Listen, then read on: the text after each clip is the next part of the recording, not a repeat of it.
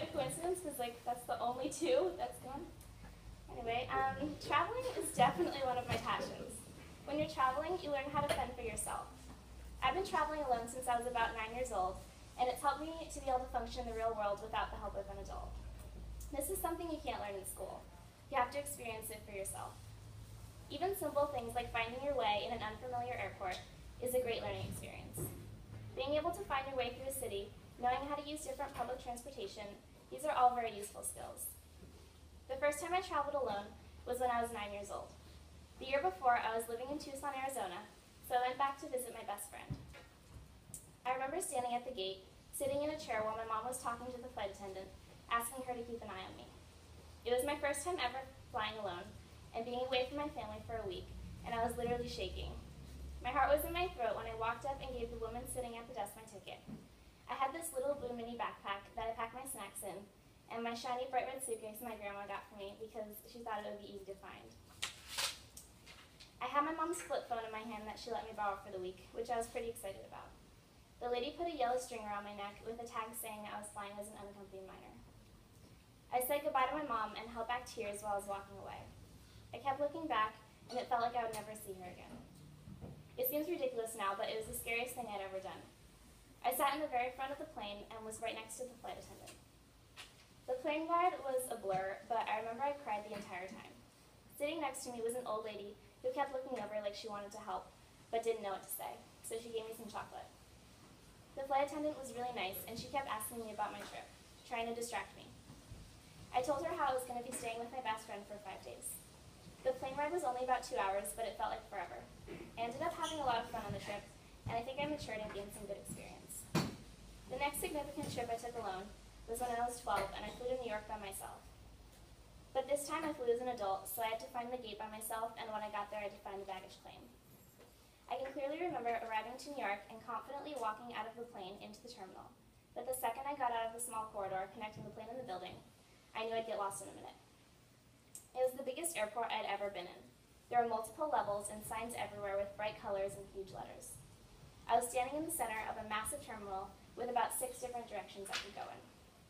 The signs were just confusing me more, and I ended up asking about 4 people for directions to baggage claim, but no one could give me a straight answer. I was just walking around aimlessly, scared to death. Finally, one of the people that worked there gave me some clear directions, and I ended up being okay.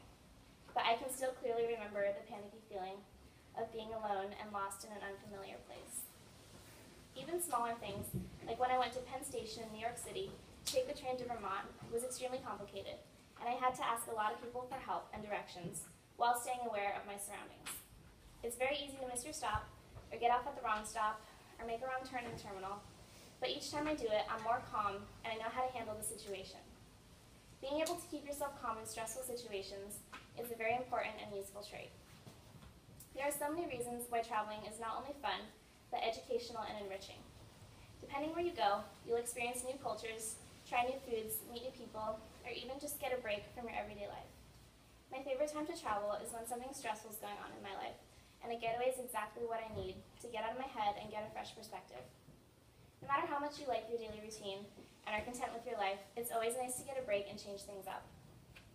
You might also face your fears when you're traveling that take you out of your comfort zone. There are so many opportunities to do things that scare you when you go to new places. You'll make memories and have awesome stories to tell. But most of all, you'll learn from the people you meet and the places you go. You'll learn things you can't learn in school. You'll meet new people and build new relationships. You might also strengthen the relationships you already have with whoever you travel with. Traveling can be a great way to figure out what you want to do with your life and can be very inspiring.